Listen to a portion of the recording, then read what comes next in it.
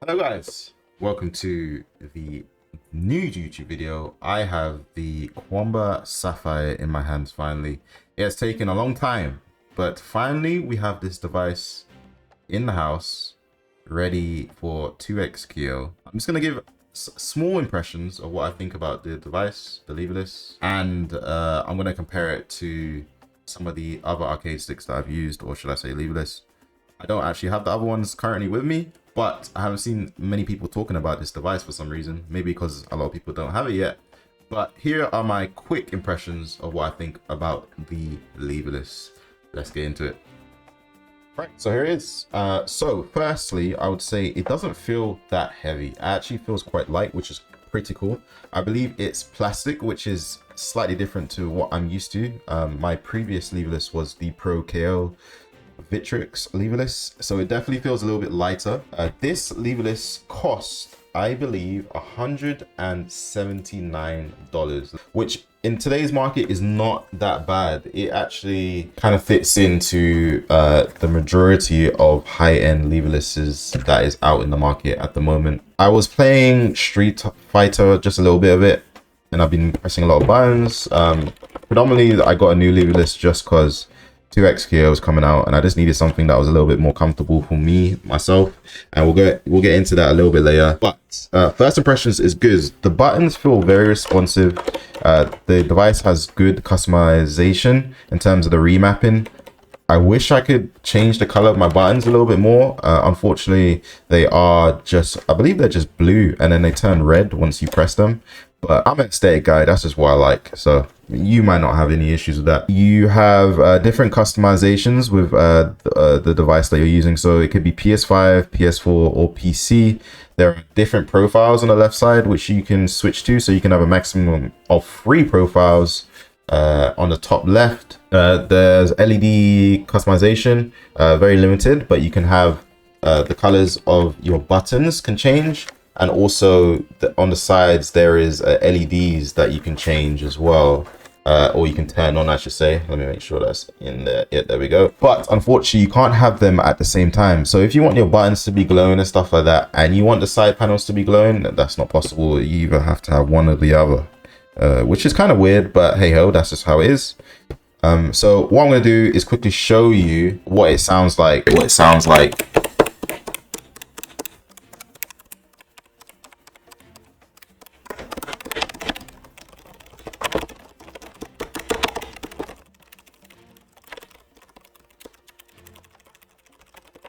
So it's actually quite quiet. It's not too bad. I believe the Vitrix Pro definitely sounded a little bit louder. And the Snapbox Micro, I also have the XL version. That one also sounds a little bit louder. This sounds more quiet, and I don't press it too hard. But they're all quite similar, but it's definitely not too loud, which is good. It is quite lightweight. It also comes with this very nice little feature. So this bit is a magnet, so this pops off and it has all the good stuff in there. I'm not going to go through all of it. You guys know by now. I got some cat hair in there. You guys know what all these things are. So you can just replace the buttons with these, and then you have your switches here. You also have a little tool here on the side, if I can get out. This tool is used, just unscrew this bit here,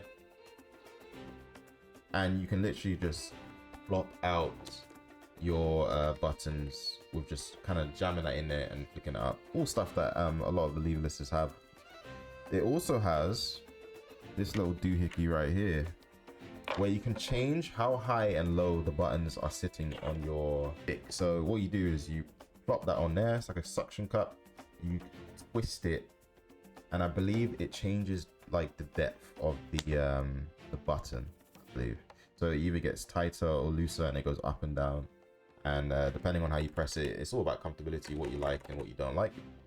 So let's put that back in there. And this is very rushed review, guys. I'm not a whiz at these things. I just buy the products and I play and I press some buttons. That's pretty much what I do. So yeah, so it also comes with this bad boy here. So for people that are having long sessions and they you know, like their wrists just to lie on something, you can snap that on there just like that.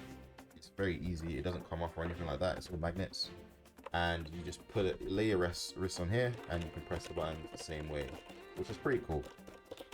A nice little addition. It also does come with, so this sticks onto these bits here, and you can carry it around. But I haven't seen a lot of people actually carrying around lever-listers like that. I don't think we're there yet, to be honest, or we'll ever be there. But that's always an option, which is good. So I'm gonna take this off because I actually like playing with the standard plastic bit on it. There we are. So that's pretty much it. There is a remapping tool that you can use. So you hold the settings button here, and there we go. And as you can see, this button is blinking, right? So all you have to do is just assign the what you want the buttons to do, right? So that's up, that's down, left, right, square, triangle, R1, so forth. And you can obviously change it to whatever you want. There is a small LED there. Let's get it in there. See if you can. Yeah. So when you press the buttons, it shows you what you're pressing. I think I need to hold this back on it. Yeah, there you go. So it goes red when you press the buttons, which is kind of cool. It shows exactly what the buttons are. If you remap them, it shows the input.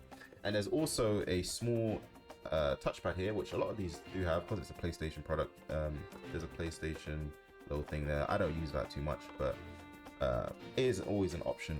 So let me just show you the lights. So as you can see, the lights will go red when you touch it and all that. That's cool. You can literally turn it off like that, and then you press the glow button, and what happens is, as you can see, it's got the little lights going on the side, which is kind of cool. But you can't have the buttons light up and the buttons light up at the same time. Maybe I need to look into the manual and actually see what it is. But yeah, from what I've seen, since I've had it for like a day, I don't think you can. So let's put it back to what I like, which is LEDs on. So I put the LEDs on, and then those just go out. So yeah, it's kind of interesting. So final impressions. A lot of the choice you make is going to come down to like what you're used to and stuff like that. My first leverless was it was a Snapbox Micro XL, and I was in love with it. But then I realized that I needed more space, so that's why I like the bigger ones where I can put my wrist, because I actually have big hands. I got like these basketball NBA hands, so I need the space, and so I wasn't really getting that. So the next one I had was the Victrix Pro KO, which it's $279, which is more expensive than the Qanba Sapphire. But then I think a lot of people run into those issues. It has nearly everything that you need, but the buttons are a little high. So I definitely think there's two options that you could do. You could get the more premium device if you have the money and you want to do it, and get the Victrix Pro KO, and you'll be happy. It's got more of like a stainless steel kind of feel to it, and like metal kind of. It doesn't feel plastic. But if you want something that is out of the box, has the buttons that you want, and ready to go more low profile, then get the Qanba Sapphire, which is $179, which is considerably cheaper than the Victrix. Is it worth to spend a little bit more money for some more customization with the lights and stuff like that? Maybe. Would I personally do it? Probably not. I just want to be comfortable, and so far this is the most comfortable leverless I've actually tried. And I've tried mostly the main ones, right? So I haven't tried the hitboxes, but so far Qanba Sapphire is definitely the one that I'll be using from here on out. Luckily it came a little bit earlier. It was meant to come in October, I believe, because I was part of the second wave, but I pre-ordered in June or May, June, I believe, and here it is. I was part of the first wave for some reason. I'm not going to complain about it. Maybe I was just a bit lucky. If you like the video, just give me a comment, like, subscribe, and hopefully I will see you soon with the next video, which will probably be 2XKO related. All right, guys, catch you later.